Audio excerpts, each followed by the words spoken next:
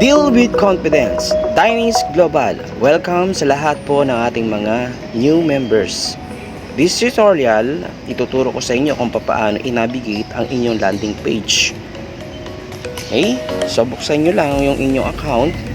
Mag-sign in using your username and your password. Okay? So, tandaan, dapat nakasave na po ang iyong username. Kapag nabuksan nyo na ang inyong dashboard, makikita nyo dyan ang inyong account na nakapangalan sa inyo, katulad sa akin rin ang TP Hero doon sa right side sa taas. And then, pupunta lamang po kayo dito sa may member. Okay, so lagyan natin ng para makita ninyo. Ayan. Yan. So, pindutin nyo yung member na yan. I-click nyo yan. Okay. And then, lalabas ngayon yung landing page. So, makikita nyo tong nakalagay na landing page. At i-click nyo ngayon yung landing page. And then, papasok kayo doon sa inyong landing page. Yan. So, ngayon, ito yung iyong personal URL. Makikita nyo po, itong nasa ibabaw. Itong nasa ibabaw na to. Pagkatapos mo na ma-edit, ma-create yung iyong landing page, okay, yan yung iyong ika-copy. So, gagawin nyo lang, pwede nyo i-share direkta, pwede kayo mag-copy, paste. Pero syempre, bago kayo mag-paste sa inyong social media account, make it sure na meron kayo naka-ready na magandang captions or hook. Yan.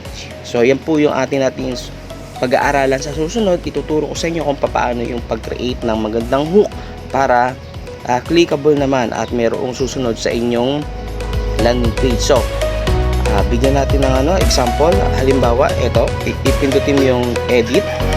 Okay, pindutin mo yung edit. So, ito yung aking personal landing page. Ginawa ko na siya. And then, yan, ginawa ko yan sa pamamagitan ng AI. Nag-upload ako ng aking image. And then, nilagay ko yung aking WhatsApp number. And then, sinave preview ko siya.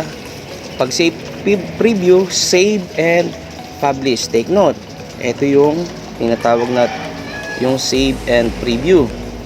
Okay, so ito naman yung dito nyo ilalagay yung inyong WhatsApp number. I-enable nyo po yan.